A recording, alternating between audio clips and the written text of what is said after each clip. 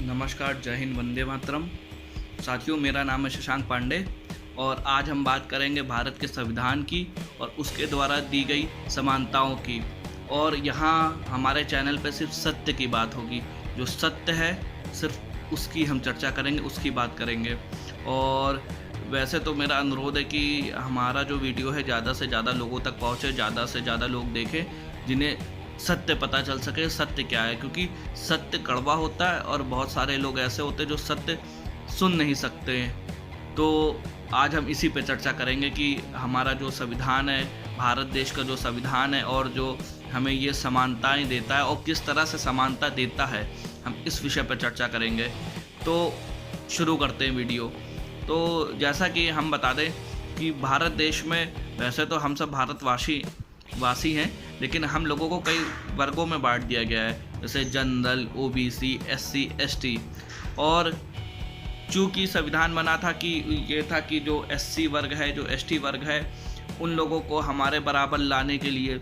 लेकिन एक सवाल जो आज सन 2020 में एक सवाल जो सभी जनरल वर्ग को और कहीं ना कहीं ओबीसी वर्ग को कांटे की तरह चुभता होगा कि कुछ कानून इस तरह के बना दिए गए हैं, कुछ रिजर्वेशन कुछ इस तरह का दे दिया गया है कि जो 1% भी समानता का अधिकार नहीं देता। ये सारी बातें एक मजाक की तरह रह गई हैं। हमारी चर्चा उसी की तरफ है और चर्चा को आगे बढ़ाते हुए मैं बताता हूँ कि किस तरह से जब एक छोटा बच्चा, एक शिशु पैदा होता है, चाहे वो सामान्य वर्ग से हो, चाहे ओबीसी वर्ग से हो या एससी या एसटी वर्ग से हो, वो पैदा होता है। पैदा होने के बाद जैसे जैसे बड़ा होता है तो उसको पता ही नहीं होता है कि क्या रिजर्वेशन है और क्या मेरे साथ भेदभाव है, क्या नहीं है। धीरे धीरे आगे बढ़ता है। लेकिन जहाँ वो इंटर क्रॉस करके आगे बढ़ता है तब उसे पता चलता है कि हमें समानता का अधिकार नहीं दिया गया है। क्योंकि जब हम किसी विद्यालय में एडमिशन के लिए जाते हैं तो पता चलता है जो एससी है, एसटी है, उसके लिए परसेंटेज 40% है, 42% है। और जो आपके ओबीसी हैं उनके लिए मेरिट लिस्ट पहुंच गई 50%, और जो जनरल है उनके लिए कहो 70%, 75%। तो भेदभाव तो यहाँ से शुरू हो गया। फिर इसके बाद फीस में भी यही भेदभाव चलता है।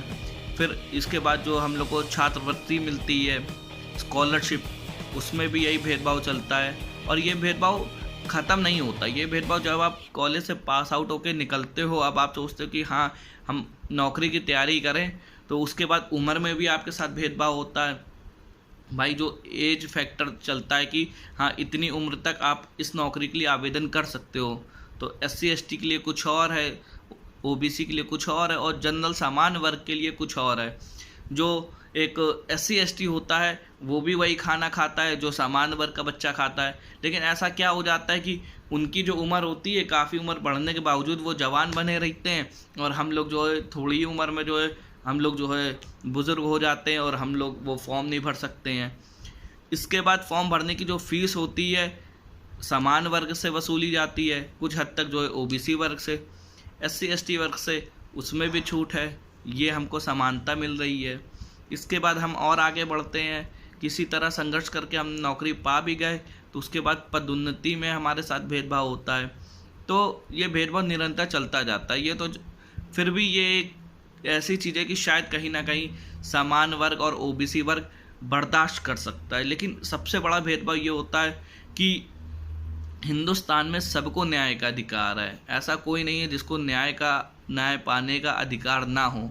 लेकिन ऐसा क्या हो जाता है सामान्य वर्ग के साथ और ओबीसी वर्ग के साथ, स्पेशली सामान्य वर्ग के साथ, कि एससी एसटी कोई भी आता है और कुछ भी झूठा केस लगा के, कुछ भी लगा के आपको एससी एसटी केस में अंदर करवा देता है और आपको 6 महीने सुनवाई नहीं होती है।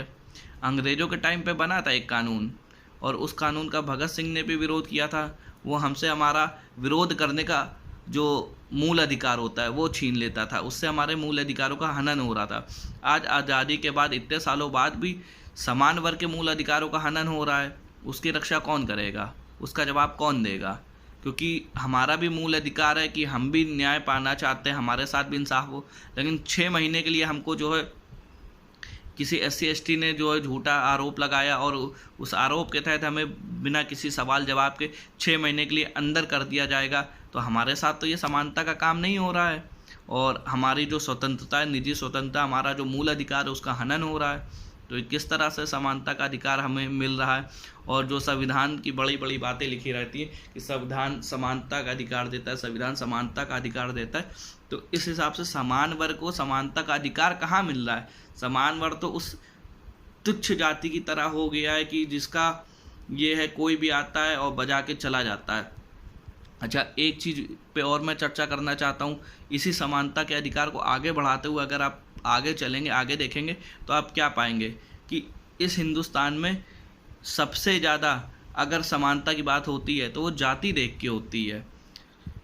भाई अमीर कोई भी हो सकता है, गरीब कोई भी हो सकता है SC ST भी गरीब हो, या हो सकता है कि जो है जनरल गरीब हो, या हो सकता है SC ST अमीर हो, या हो सकता है जनरल अमीर हो। अमीर गरीब कोई भी हो सकता है, लेकिन ऐसा क्यों होता है कि जाति देख के, अगर आपके पास एक रोटी नहीं है खाने को, लेकिन आपके नाम के आगे जनरल जुड़ा हुआ है, तो आप करोड़पति कहलाओगे, भले ही आपके पास एक रोटी ना हो खाने को। और अगर आप SC ST हो तो आप महलों में लगे हों, सोने के जड़े हुए कपड़े पहने हो, फिर भी आप महागरीब कहलाओगे। ये कैसा समानता का अधिकार है। तो दोस्तों, बस मैं इतना चाहता हूँ कि इस वीडियो को इतना फैलाइए कि कम से कम जो इस भ्रम में जी रहे हैं कि समानता का अधिकार, उन्हें कम से कम ये पता चले कि ये भेदभाव कैसे शुरू होता है, बचपन से पैदा होते ही, और कहाँ तक ये चलता जाता है, और मरने तक साथ चलता है ये भेदभाव।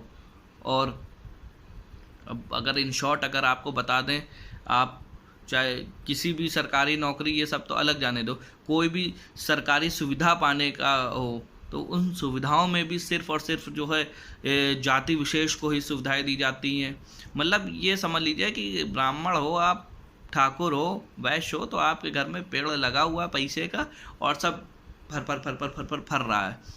और आप अगर SC ST हो तो आप भले ही अरबपति हो, लेकिन आप गरीब कहलाओगे।